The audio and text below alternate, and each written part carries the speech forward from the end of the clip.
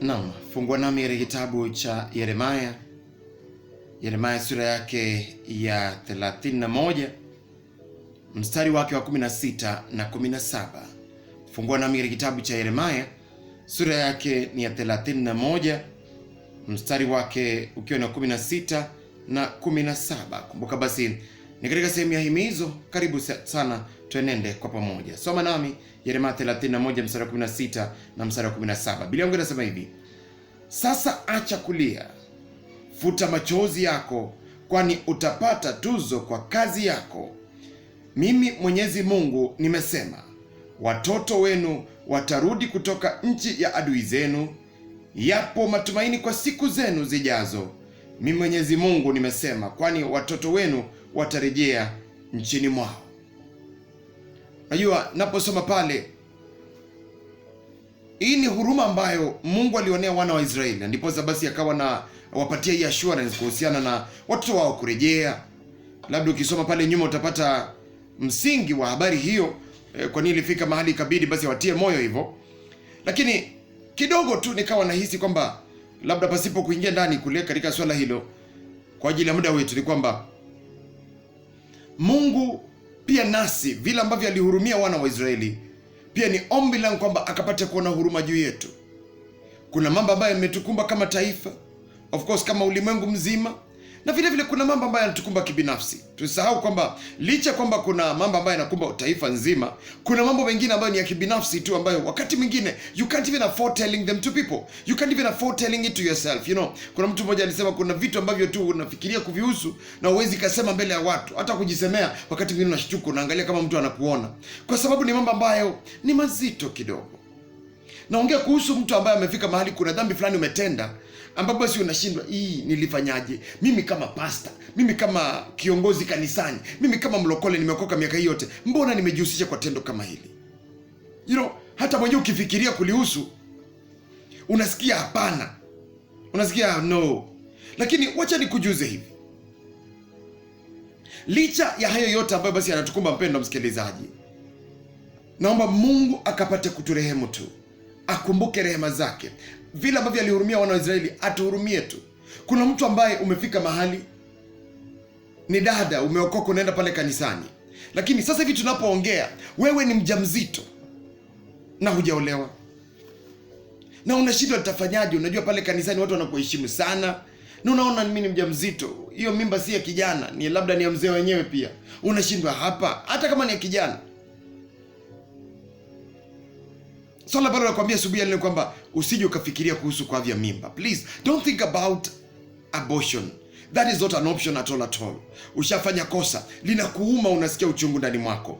Na vile vile pia kuna yule ambaye anafika mahali kwa sababu ya ukosefu. Sasa hivi unapotoka ukitembea hivi unapiga kona, ukipatana na mtu unapiga kona, ukipatana na landlord unahepa. Kisa na maana ni kwa sababu ya madeni ambayo yamekusonga. Unapoangalia kushoto kulia, si nyumba ina madeni, si kwenye benki ina madeni, si kazini marafiki wana madeni, marafiki kanisani wana madeni. Yani unashindwa, nitalipa lipi, nitaacha deni lipi? Unakopa huku kulipa huku, lakini bado hili lingine limegain interest huku hili.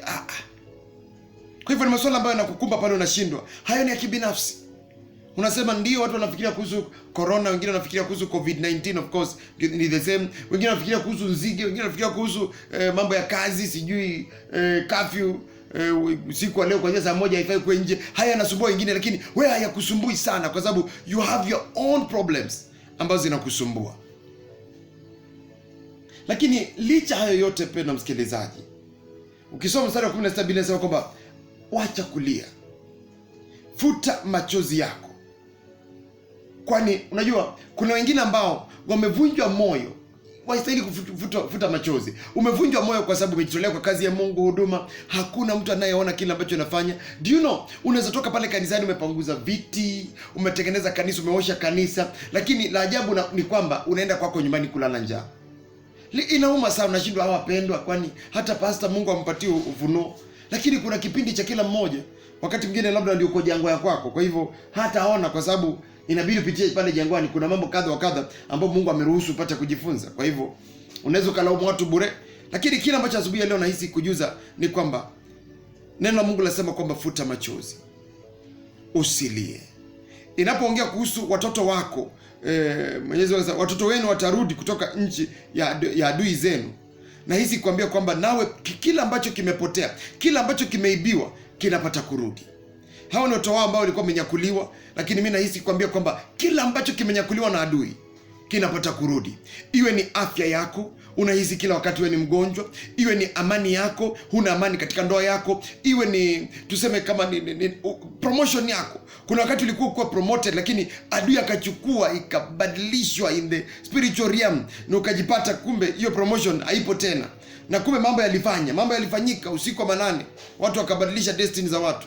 Lakini Mungu asema hivi asubuhi kwenye neno la Mungu, nasema kwamba anarejesha wale watoto waliotekwa nyara, watarejeshwa. Yaani hicho kitu ambacho ni chako, ambacho kilitekwa nyara, kilichukuliwa, nafasi yako ambayo ilichukuliwa, promotion yako ambayo ilichukuliwa, pesa zako ambazo ilichukuliwa, yani mjane umebaki pale, zinarudishwa. Kwa hivyo usilie tena, Mungu yupo pamoja nawe. Usikate tamaa tena, Mungu yupo pamoja nawe.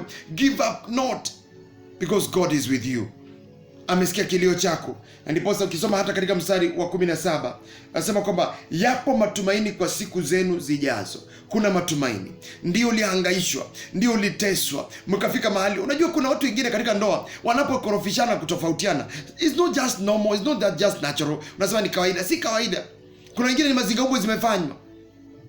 Kwa hivyo ndipo sasa mwafika mahali unapata kwamba hamuelewani, lakini wacha nikujuze hivi, Mungu ana mpango mzuri nawe. Hivyo basi katika hayo yote ameona kilio chako. Usiku kilia, Mungu amekuona. Kwa hivyo usikate tamaa. Popote pale ulipo nahisi kujuza kwamba usikate tamaa. God has a plan for you. God has great plans for you. Usikate tamaa. Asema usilie, futa hayo machozi. Na katika mstari wa 17 anasema yapo matumaini katika siku zijazo.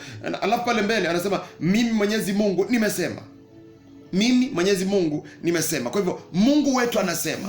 Mpendwa msikilizaji, kama Mungu anasema, yes, mwanadamu aseme uongo. Kwa hivyo katika yote usikate tamaa. Wacha tuzidi kumtumainia Mungu na atatenda wema katika kila jambo. Kama vile neno lake linasema kwamba tusilie, tufute machozi, Bwana ako usukani. It is well in Jesus name. Bwana tunasema ni asante kwa kuwa wewe ni mwema. Asante kwa jina lako kwamba Bwana tufute machozi, kwamba Bwana umesikia kilio chetu, kwamba Bwana umeona yale ambayo tunapitia, na Jehova unaturejeshea vyote tulivyopoteza, afya zetu, amani zetu, ndoa zetu. Baba unaturejeshea tena. Wale ambao walitengana, waume wakaenda wakaacha ndoa zao, Mungu unaturejeshea kwa kuwa wewe ni Mungu mkuu. Asante Yesu kwa kuwa unaweza yote. Baba hata kama taifa, Mungu unaturejeshea afya yetu njema, hali ya kwenda kanisani, Mungu unarejesha hali hiyo Bwana. Tunapata amani katika taifa letu, hali ya kukaa kwa undugu pamoja. Baba unaturejeshea tena kwa kuwa wewe ni Mungu mkuu. Asante Yesu, maana unaweza yote. Katika jina la Yesu Kristo naomba nikiamini. Amen. Amen. Mungu akutende wema.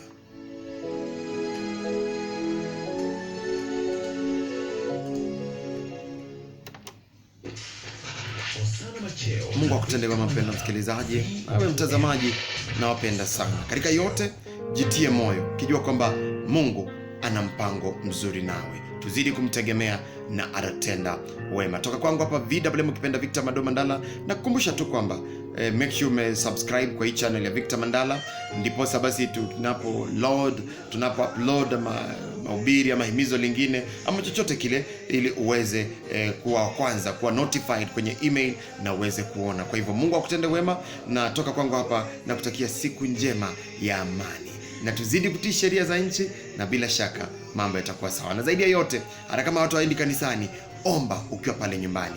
All shall be well. I love you all. Subscribe na kwa hii channel, nufinye ka bell button pale juu, nitakuwa vema zaidi. God bless you. I love you all. Shalom.